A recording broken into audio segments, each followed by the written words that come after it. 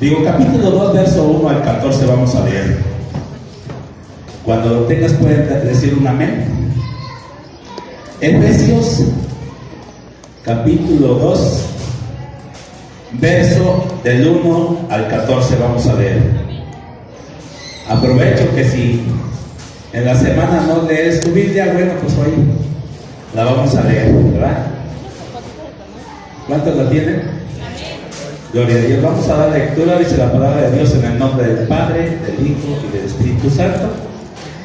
Y Él os dio vida a vosotros cuando estabais muertos en vuestros delitos y pecados, en los cuales anduvisteis en otro tiempo siguiendo la corriente de este mundo, conforme al príncipe de la potestad del aire, el espíritu que ahora opera en los hijos de desobediencia, entre los cuales también todos nosotros vivíamos en otros tiempos, en los deseos de nuestra carne, haciendo la voluntad de la carne y de los pensamientos, y éramos por naturaleza hijos de ira, lo mismo que los demás. Pero Dios, que es rico en misericordia, por su gran amor con que nos amó, aun estando nosotros muertos en pecados, nos dio vida juntamente con Cristo. Por gracia sois salvos.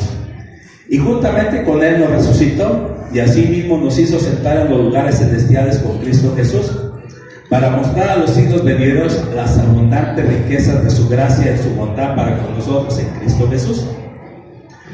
Porque por gracia sois salvos por medio de la fe, y esto no de vosotros, pues es don de Dios, no por obras para que nadie se gloríe. Porque somos hechura suya, creados en Cristo Jesús para buenas obras, las cuales Dios preparó de antemano para que anduviésemos en ellas. Por tanto, acordaos de que en otros tiempos vosotros los gentiles, en cuanto a la carne, erais llamados incircuncisos por la llamada incircuncisión hecha con mano a la carne. En aquel tiempo estabas sin Cristo, alejados de la ciudadanía de Israel, ajenos a los pactos de las promesas, sin esperanza y sin Dios en el mundo. Pero ahora en Cristo Jesús, vosotros que en otros tiempos estabais lejos, habéis sido hechos cercanos por la sangre de Cristo. Oramos. Padre Dios Todopoderoso, en el nombre de Jesucristo, te damos gracias, bendito Dios, en esta tarde, por hacernos, bendito Dios, instrumentos, Dios, porque eso es lo único que somos, Padre, delante de ti. Somos instrumentos que tú usas, Padre, para traer, Señor, bendición a tu pueblo. Te ruego, Padre, que tu Santo Espíritu tome control y dirección de mis pensamientos, de mis palabras, y que todo lo que yo hable, Padre, sea para bendición y edificación de tu iglesia. Gracias te doy, Padre, en el nombre de tu Hijo Jesucristo. Te bendigo, Padre, te ruego que el propósito de este mensaje tú lo grabes en la mente y en el corazón de cada uno de mis hermanos. Gracias te doy en el nombre de Jesús. Y el pueblo dice amén. Amén. Quise tomar este texto, hermanos, porque este texto nos habla el apóstol Pablo hablando a los efesios.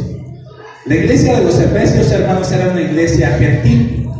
Gentil se le llamaba a todos esos pueblos, naciones o ciudades que no eran de las tribus de Israel o de la ciudad de Israel. Todas estas gentiles como Efesios, Gálatas, Corintios, y todos eran considerados gentiles. Y quise tomar este texto, hermanos, porque nos da referencia en nuestra condición anterior. Es sorprendente lo que el apóstol Pablo dice, hermanos, en estos 14 versículos. Él dice, hermanos, que nosotros estábamos muertos, ¿sí? Y es verdad, no solamente los efesios, sino cada uno de nosotros. ¿En qué estábamos muertos o por qué estábamos muertos? Bueno, las escrituras dicen que estábamos muertos en nuestros delitos y pecados. Todos nosotros, la condición anterior era que estábamos muertos en nuestros delitos y pecados. Y dice también, hermanos, que éramos arrastrados por las corrientes del mundo, ¿verdad?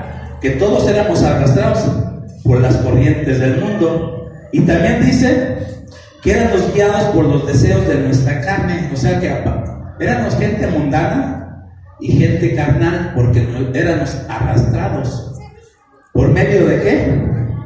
De nuestra carne, haciendo la voluntad de la carne, dice el apóstol Pablo. Y nos sigue diciendo, hermanos, que estábamos sin Cristo. Esa era nuestra condición anteriormente, no teníamos a Cristo. Hoy, gracias a Dios, hermanos, tenemos a Cristo. Y estábamos alejados, hermanos, de la ciudadanía, ajenos a los pactos y ajenos a las promesas. Estábamos sin esperanza y sin Dios. Esa era la condición, hermanos, de la cual nosotros estábamos. Hoy este tema, hermanos, que yo voy a estar tratando se llama privilegios y responsabilidades de un cristiano. Repito, privilegios y responsabilidades de un cristiano. Como todas las cosas, hermano, tienen privilegios. El matrimonio tiene muchos privilegios. Estamos de luna de miel y de repente se termina la luna de miel, regresamos a nuestro hogar y por todo el amor que le tengamos al hombre o todo el amor que le tengamos a la mujer, nosotros como hombres le decimos, ¿sabes qué? Bueno, pues ya se acabó la luna de miel, ahora tenemos que tomar las responsabilidades, ¿verdad? De eso va a tratar este tema, hermanos, de los beneficios, que son muchos. ¿Alguna vez te has puesto a pensar, hermanos, de todos los beneficios que tú tienes en Cristo Jesús? Es importante, hermanos, que tú medites y que tú entiendas y creas a todos los beneficios, hermanos, que tenemos en Cristo Jesús. Yo creo, hermanos, que si una vez tú hiciste la decisión de recibir a Cristo como Salvador, como Señor y como Rey de tu vida, yo creo que tienes esos privilegios, ¿verdad? ¿Cuántos de ustedes han recibido a Jesús como Rey, como Señor y como Salvador de su vida? Pues yo quiero decirte que por medio de eso, la condición en la que tú te encontrabas ahora es diferente. Ahora tu condición es muy diferente. Si tú has hecho esta decisión, tú tienes muchos privilegios. Y pudiéramos enumerar muchos, pero solamente por causa del tiempo, vamos a enumerar algunos. Esta decisión, hermanos, yo creo que es la más importante que nosotros hemos hecho y haríamos en toda nuestra vida. La decisión en la que una vez nos hablaron de Jesucristo y que nosotros abrimos nuestro corazón y dijimos, Señor, yo te acepto como mi Señor, como mi Rey y Salvador de mi vida. La decisión, hermanos, que no solamente abarca este tiempo, sino que aún todavía la eternidad. Te decía que vamos a estar tratando, hermanos, algunos beneficios que tenemos por medio de esta decisión que nosotros hicimos. Nosotros tuvimos, hermanos, perdón de pecados. Fuiste salvado, hermanos, y rescatado por Cristo Jesús. Así es de que dicen las Escrituras que la paga del pecado era muerte, mas la dádiva de Dios en Cristo Jesús es vida eterna. Es importante, hermanos, saber que nosotros somos libres de pecado, porque la sangre de Cristo nos limpia de todo pecado. Eso nos debería traer gozo, alegría, hermanos, saber que nosotros estábamos muertos en nuestros delitos y pecados, mas Cristo vino a darnos vida y perdón de nuestros pecados. Entonces, uno de los privilegios que nosotros tenemos como cristianos, hermanos, es que nuestros pecados fueron perdonados. Romanos 6:23 dice que porque la paga del pecado es muerte, mas la dádiva de Dios en Cristo Jesús es vida eterna. Tú hoy tienes la salvación de tu alma. Hoy no importa que tú mueras. Hoy, por medio de esa decisión que tú hiciste una vez, hoy tú tienes vida eterna en Cristo Jesús. Eso nos debería de traer alegría. Muchas veces se nos olvida, hermanos, la condición en la que vivíamos antes y no valoramos todos los privilegios que tenemos hoy en Cristo Jesús. Es importante que pongamos atención. Hermanos, otros de los privilegios que tenemos está en Juan 1:12, que dice que a los suyos vino y los suyos no le recibieron, mas los que le recibieron les dio la potestad de ser hechos hijos de Dios. Tú hoy tienes un privilegio y no es por tus obras, es por gracia, como dice el apóstol Pablo. Hoy tú tienes adopción por parte de Dios. Él te dio un poder y es el poder de ser hecho hijo de Dios. ¿No te da gusto, hermanos? Lo has escuchado tantas veces que de repente ya no ponemos atención en lo que abarca esto, hermanos. El saber, hermanos, que nosotros somos hijos de Dios. Lo he dicho y lo vuelvo a repetir, hermanos, que mucha gente piensa que todos somos hijos de Dios, y lo he dicho que no es así. Tú recibiste esa potestad. Es un poder que Dios te dio. ¿Por qué? Porque tú recibiste a Jesús. A los suyos vino. Recuerda que Jesús vino al pueblo judío y los suyos no le recibieron, más todos los que le reciben les da ese poder de ser hechos hijos de Dios. Hay mucha gente que solamente es creación de Dios. La potestad la recibes cuando tú haces la decisión de recibir a Jesús.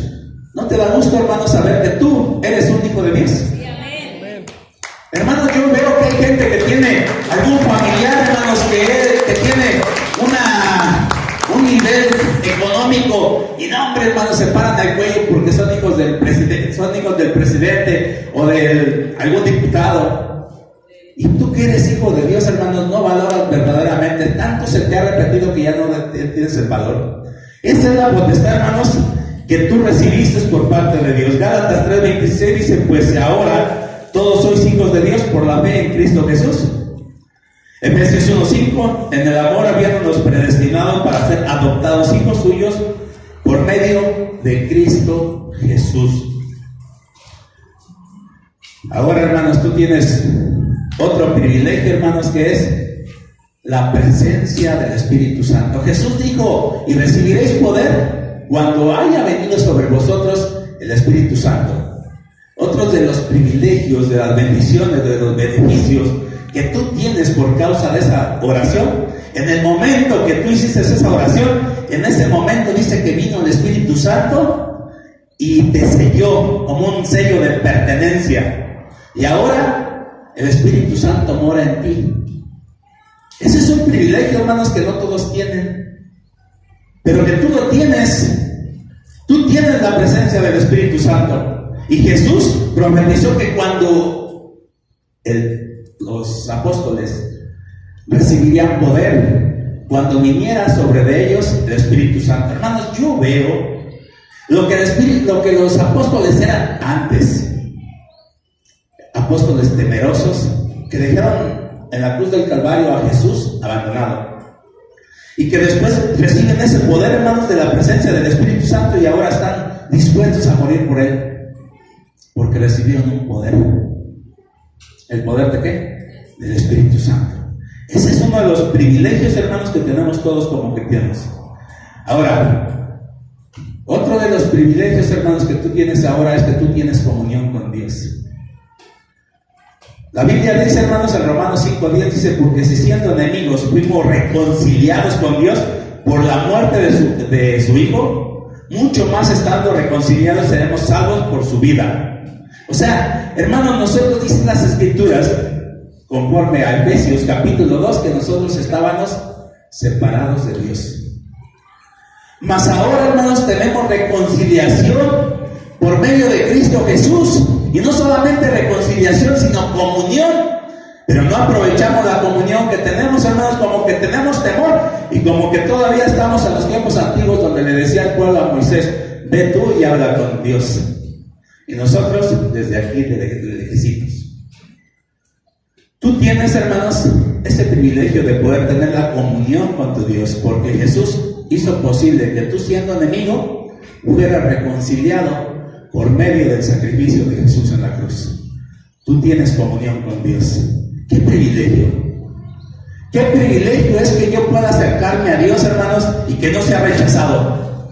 ¡Qué privilegio es que yo pueda acercarme a Dios y que Él me escuche! ¡Qué privilegio es disfrutar de su presencia! Hermanos, yo no sé cuántos de ustedes han sentido la presencia de Dios. Amén. Repito, yo no sé cuántos de ustedes han recibido la presencia de Dios. Pero es algo hermoso, hermanos.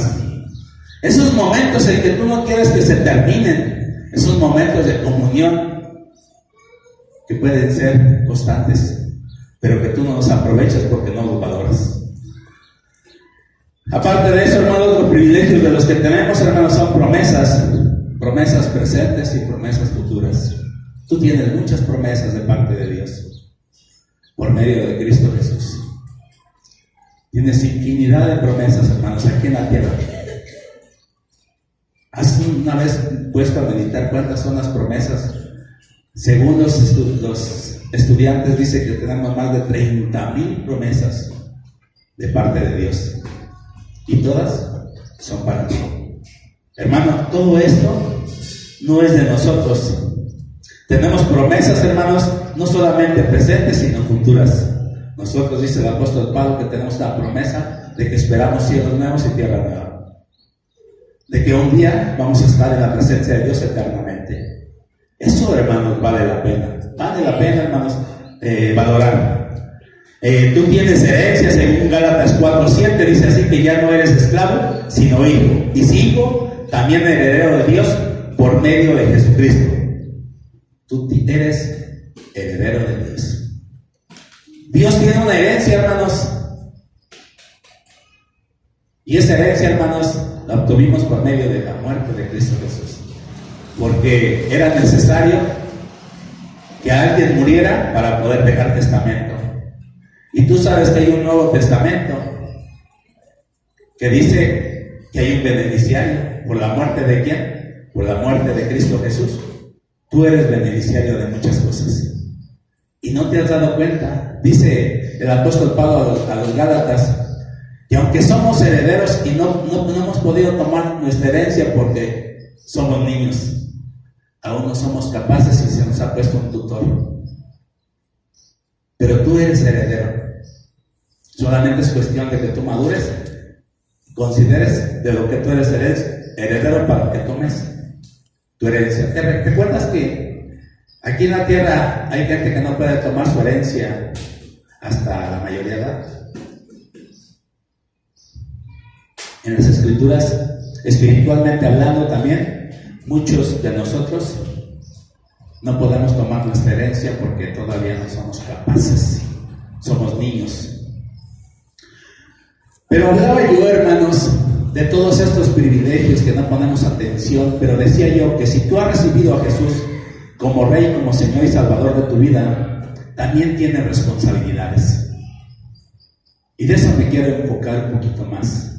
Quiero enfocarme, hermanos, y hacerte consciente de que tú tienes muchos beneficios, pero también tienes muchas responsabilidades. Y podríamos hablar, hermanos, y vamos a entrar, porque si tú no te sometes, hermanos, a su reinado, o a su señorío, o a hacer su voluntad, tu oración de fe solamente fue de palabras. Repito, si tú no te sometes a su reinado, a su señorío, y a hacer su voluntad, tu oración de fe solo fue de palabras. ¿Por qué crees que nosotros decimos que recibimos a Jesús como nuestro Señor? Porque yo decía, tú lo recibiste como Rey, tú lo recibiste como Señor y lo recibiste como Salvador, pero solamente te mueves en que yo recibí a Jesús como Salvador y obtengo todos estos beneficios, pero nos olvidamos de las responsabilidades que tenemos. Jesús dijo en Mateo 7:21, dice, no todo el que me dice Señor, Señor, entrará en el reino de los cielos, sino el que hace la voluntad de mi Padre. O sea que si tú hiciste esta decisión y te recibiste como Señor, tú tienes una responsabilidad, una obligación de someterte a su señorío. Por eso Jesús dice, ¿por qué me dices Señor, Señor, y no haces lo que yo te digo? En Lucas 6:46 vuelve a repetir Jesús. Jesús pregunta, ¿por qué me dicen Señor, Señor, y no haces lo que yo te digo? Pregunto, ¿cuántos estamos haciendo lo que Jesús nos dice? Ahora, ¿qué es lo que nos dice Jesús? Nos dice muchas cosas. Vamos a ver, hermanos, algunas responsabilidades que Jesús nos dice y nos manda. La primera responsabilidad, hermano, la encontramos en el libro de Hebreos, en el capítulo 10, verso 25. Y el apóstol, hermanos, quien se le claudica esta carta, el apóstol Pablo escribe a los hebreos y les dice: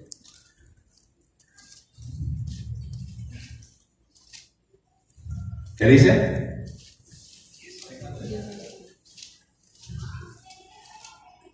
Vamos a verla. Sí, Hebreos 10:25. Dice: sino dejando de congregarnos como algunos tienen por costumbre, sino exhortados, y tanto más cuando veáis que aquel día se acerca. Una de las responsabilidades que tenemos, hermanos, de haber recibido a Jesús como Señor y Salvador es congregarnos. Exhorto, dice la palabra, algunos que tienen por costumbre. ¿Cuál es la costumbre que tienen algunos? Dejarse de congregar. Tú ves muchos lugares ahí sentados vacíos hoy. Es gente que se le está haciendo costumbre dejarse de congregar. Por cualquier cosita dejan de venir a la iglesia. Digo yo, la voluntad de Dios es que tú te congregues. No, Él lo dijo en su palabra: 6 días vas a trabajar, más al 7º día lo vas a apartar para mí. Parecía que estábamos en la misma estación yo y el hermano Isidro, ¿verdad? Porque el hermano Isidro hablaba referente a esto. Y es cierto, hermanos, no estamos haciendo la voluntad de Dios, estamos haciendo nuestra voluntad. Nos congregamos cuando queramos y cuando tengamos tiempo. Pero el apóstol Pablo dice: exhorta a algunos que tienen por costumbre dejarse de congregar. ¿Sí? Por costumbre, sino exhortándonos unos a otros. ¿Qué tenemos que hacer? Exhortándonos. ¿Qué es exhortarnos? Llamar la atención. Es un llamado de atención. O sea que todos nosotros tenemos la responsabilidad de exhortarnos, de llamarnos la atención y decirte: hermano, te exhorto porque se te está haciendo costumbre dejarte de congregar. Hermanos, yo no doy permisos. Yo no doy permisos, hermanos, para que tú faltes el día domingo. Así es de que evítate que me hables. Evítate que me hables y me digas: pastor, ¿me da permiso de faltar? No te voy a dar permiso. Si tú vas a hacer tu voluntad, hazla. Pero no te voy a dar permiso. Porque yo no doy, ¿cómo era lo que daban los católicos? Un permiso para pecar, ¿cómo le llamaban ellos? Indulgencias. Una indulgencia, hermanos, era un permiso para pecar. Y yo no doy indulgencias, al contrario, exhorto a que no te dejes de congregar. Si tú recibiste a Jesús como Señor y Salvador de tu vida, ya deja de hacer tu voluntad y sométete a la voluntad de Él.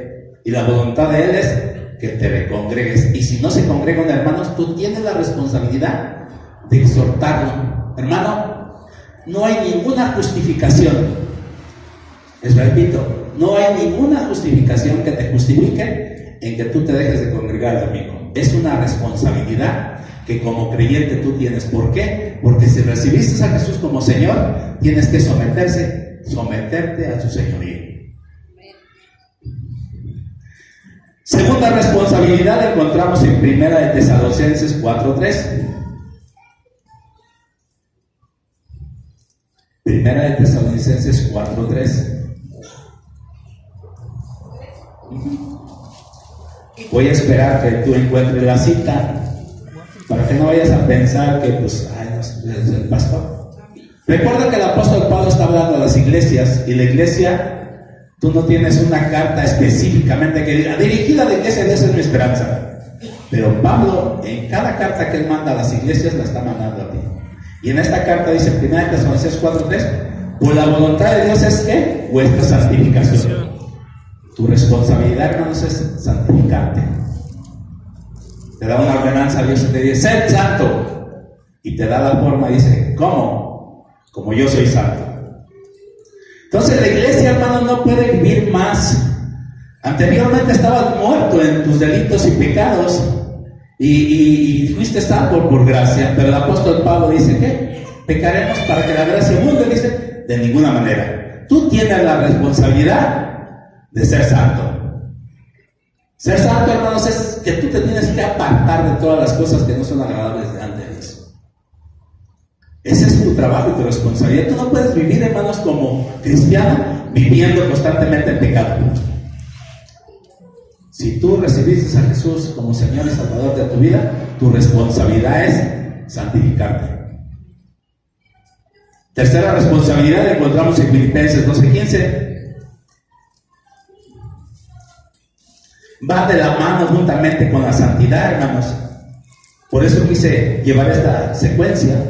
Filipenses 2:15 dice, para que seas irreprensible. O sea, irreprensible es que tú no tienes que dar lugar, hermanos, a que nadie te reprenda. Si tú estás dando lugar o propósito para que te reprendan, hermanos, estás mal. Para que seas irreprensibles y sencillos hijos de Dios, sin mancha, en medio de una generación maligna y perversa, en medio de la cual resplandeceréis como lumbreras. Tu responsabilidad, hermanos, es ser luz. Tú tienes que resplandecer como lumbrera en medio de un mundo de tinieblas. Pregunto, ¿estás alumbrando tú? ¿Tú eres luz del mundo? Porque Jesús dijo en Mateo 5, no se prende una luz y se pone debajo de la cama, sino que se prende una luz para que alumbre primero a los que están en casa. ¿Estás alumbrando a los que están en tu casa? Pregunto, ¿estás alumbrando a los que están en tu casa? Porque tú eres diferencia entre tinieblas y luz. Tu familia está en tinieblas.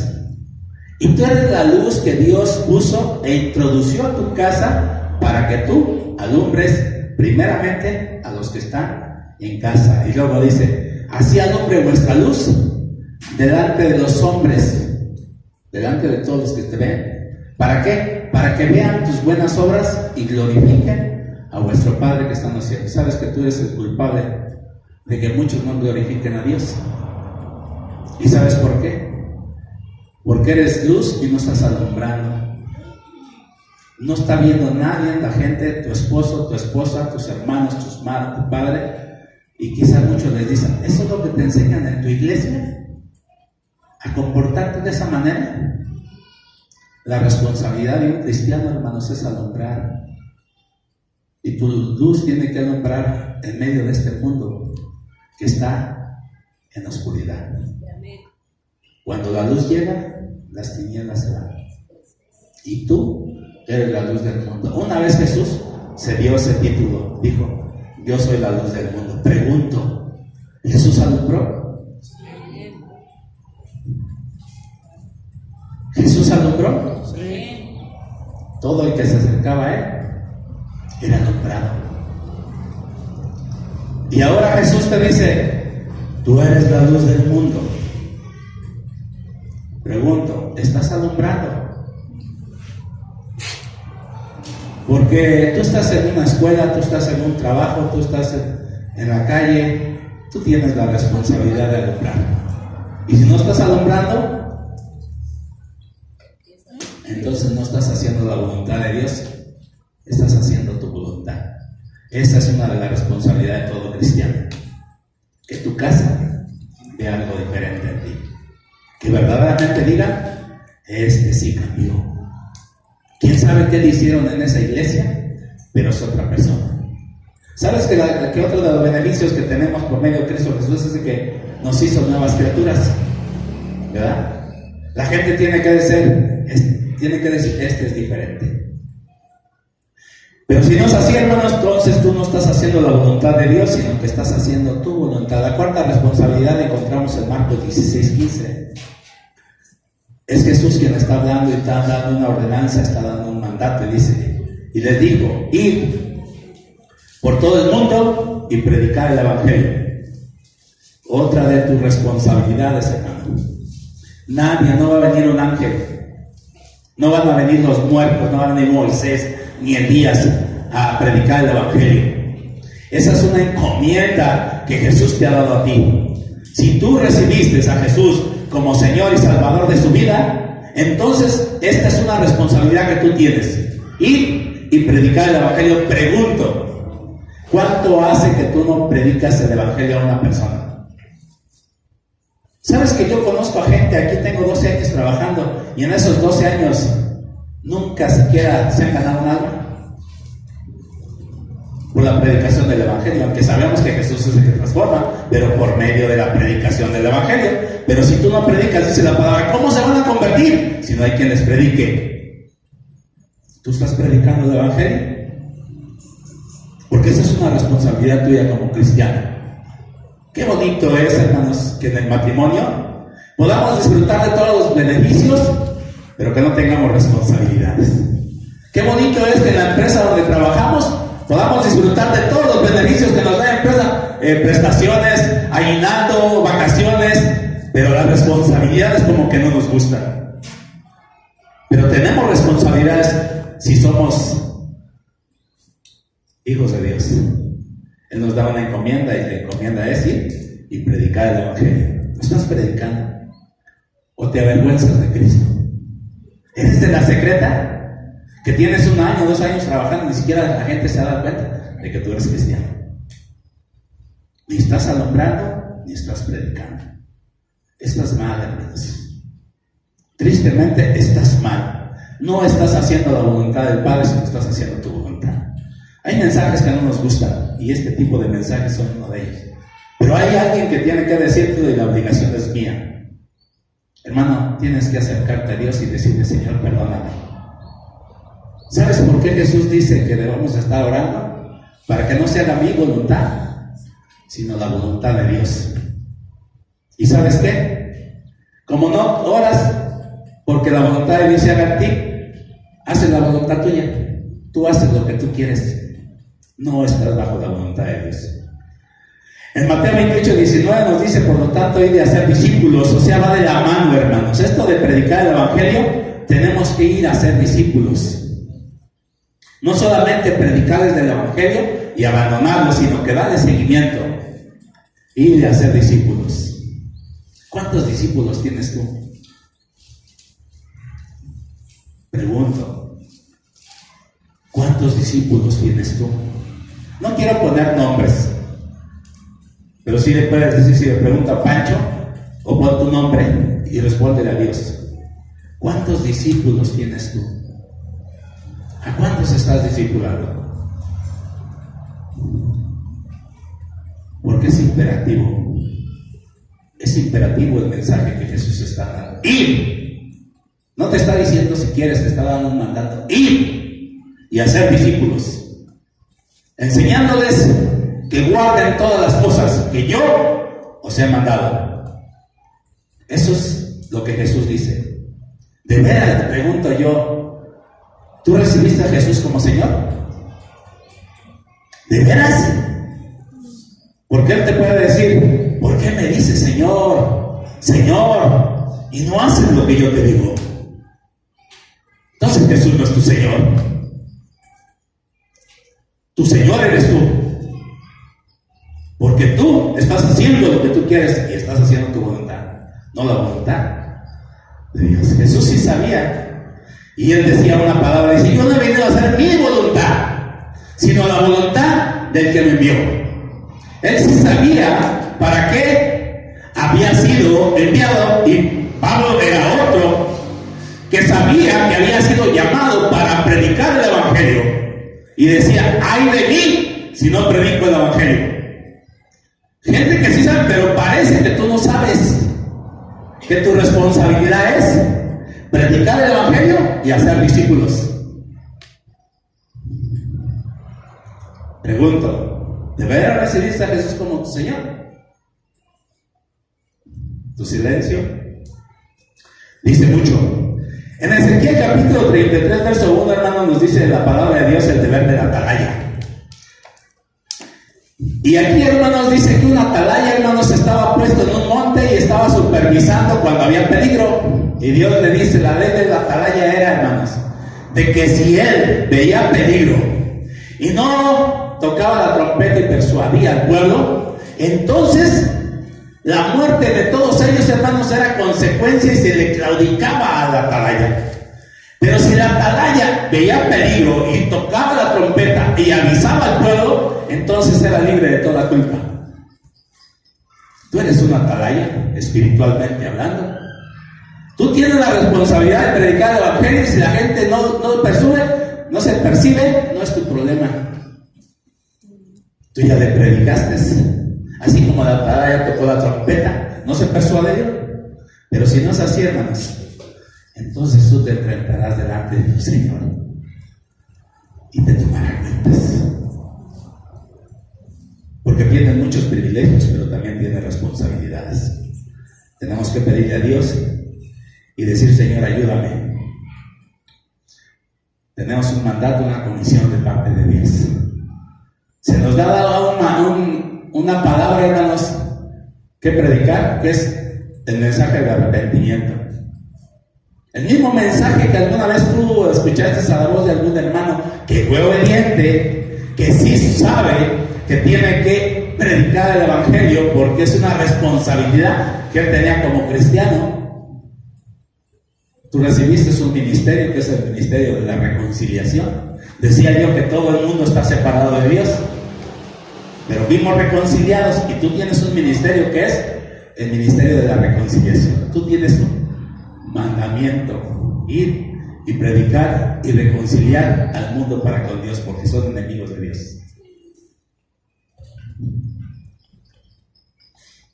Quinta responsabilidad, nos la encontramos en 1 Timoteo capítulo 2, verso 1.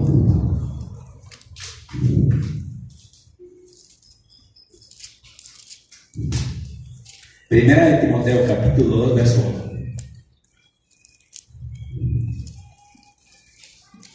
1. Otra exhortación del apóstol Pablo que le da a la carta a Timoteo. Dice: exhorto ante todo a que se hagan rogativas, oraciones y peticiones y acciones de gracias por todos los hombres. Y brincas al verso 3, dice: porque esto es bueno y agradable delante de Dios nuestro Salvador. Tú tienes responsabilidad de estar orando, hermanos. Exhorto ante todo a que se hagan rogativas, oraciones, peticiones y acción de gracias por todos los hombres. ¿Sabes por qué está la situación ahorita en nuestro país, en nuestro estado, en nuestra ciudad? ¿Sabes por qué está la situación? Porque esta generación no está orando. Pregunto yo. Aquí el apóstol Pablo está diciendo: exhorto, o sea, te llamo la atención para que tú hagas oraciones, rogativas, acciones de gracias por todos los hombres. Pregunto, ¿estás orando? ¿Estás orando? Porque esa es una responsabilidad tuya. Tienes que estar orando por todos los hombres. ¿Sabes que el problema de la ciudad, el problema del estado, el problema del país no lo va a arreglar el presidente nacional o municipal o estatal? ¿Sabes quién lo va a arreglar? Dios. ¿Por medio de quién? De las oraciones, de las rogativas que la iglesia está haciendo, porque dice que debemos estar orando. ¿Para qué? Para vivir quieta y reposadamente. Si no estamos viviendo quieta y reposadamente, es porque no estás cumpliendo con tu obligación y tu responsabilidad, que es estar orando. Hermanos, es triste que aquí en la iglesia me esté llegando un matrimonio que viene de otra iglesia. ¿Y sabes por qué vienen de otra iglesia? Porque en su iglesia no hay servicio de oración. ¿Y sabes por qué lo quitó el pastor? Por la falta de asistencia. Porque los servicios menos concurridos, hermanos, son los servicios de oración. Y el pastor, para estar con 2 o 3 personas, pues mejor decide quitarlo. De una iglesia sin servicio de oración no tiene avance. Tenemos que estar orando. Pregunto yo, ¿de veras estás haciendo la voluntad? Porque dice que esta es, verso 3, ¿qué dice? ¿Qué dice en el verso 3? Esto Porque esto es bueno y agradable delante de ¿quién? De Dios nuestro Salvador. ¿Qué es bueno? La oración. Está hablando de la oración. Que tú ores e intercedas por todos los hombres. Porque esto es bueno y agradable delante de Dios. Pregunto, ¿de veras recibiste a Jesús como tu Señor? ¿Estás orando? Yo quiero pensar que no vienes a la iglesia, a los servicios de oración, pero que te paras temprano y que estás orando en tu casa. Pero si no es así, tu oración de fe solamente fue de palabra. Jesús no es tu Señor, no te engañes. Si fuera tu Señor, la voluntad de tu Señor harías. Pero si estás haciendo tu voluntad, entonces Jesús no es tu Señor, no te engañes. Todas estas cosas te manda tu Señor que hagas. ¿O es Pedro quien las está escribiendo?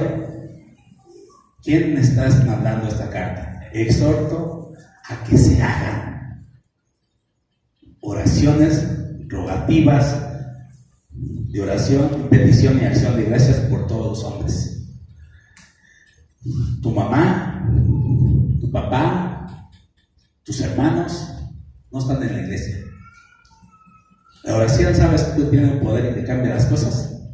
¿Sabes que tú lo que dice Santiago?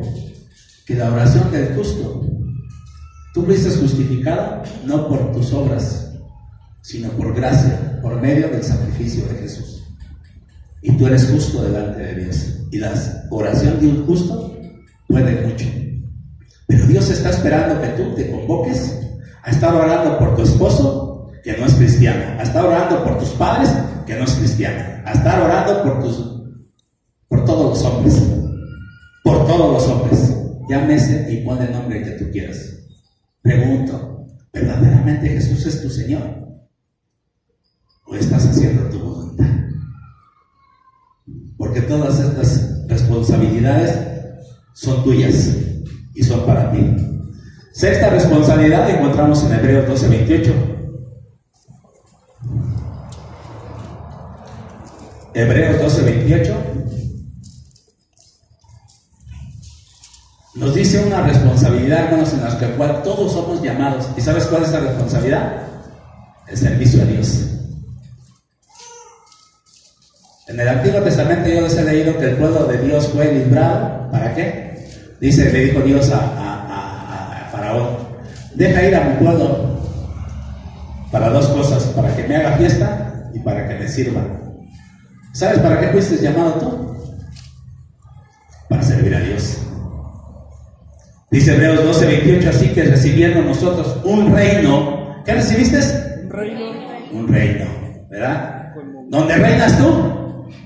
¿O quién está reinando?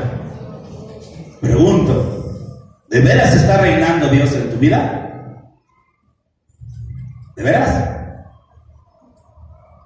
¿Quién está reinando? Porque dice así que recibiendo nosotros un reino inconmovible, tengamos gratitud. ¿Qué debemos de tener? Gratitud. Y mediante ella sirvamos a Dios, agradándole con temor y reverencia. Dile a tu hermano, hermanos, porque habla a tu hermano y hermano, tienes una responsabilidad. Y la responsabilidad es que sirvas a tu rey. Tienes una responsabilidad, hermanos. Por gratitud, por todos los beneficios que recibiste de Jesús, por lo menos ten gratitud y mediante ella sirve a Dios. Tú tienes que servir a Dios. ¿Cómo podemos servir a Dios? Porque muchas veces pensamos, hermanos, ¿en qué te puedo servir, Señor? Mira, hermanos, aquí hay muchos servidores. Servir a Dios, hermanos, le podemos servir en la iglesia, pero también le podemos servir a Dios predicando el Evangelio. También le podemos servir lo que Jesús dijo. Él dice, porque estuve en la cárcel, no me visitaste, porque tuve hambre, no me diste de comer, porque tuve sed, no me diste de beber. Y muchos le dirán, Señor, ¿y cuándo tuviste esto? Bueno, pues cualquiera que se lo hace a uno de ellos, me lo hace a mí. Entonces tú puedes servir a Dios de muchas formas y de muchas maneras. En la iglesia hay muchas cosas, hermano. Aquí están La gente, hermanos, que está sirviendo a Dios, tenemos que servir a Dios, hermanos, por medio de nuestros talentos o nuestros dones que Dios nos ha dado. Gracias a Dios, hermanos, por Edgar. ¿No está Edgar? Edgar tiene un talento, ¿verdad? Él, se especializó, hermanos. Mira, de repente agarra unos cables y les cambia ahí una cosa a otra. De repente, hermanos, ustedes han visto las mejorías que... ¿Por qué, hermanos? Por el servicio de un hombre ha habido mejorías aquí en la iglesia. Él vio la necesidad y dijo: pastor, yo voy a donar ese cañón. Y no solamente voy a buscar un medio para fijarlo, y hemos recibido beneficios. ¿Por qué? Porque está sirviendo, hermanos, conforme a sus dones. Vamos a Pablito. ¿Dónde está Pablito? Ya se fue.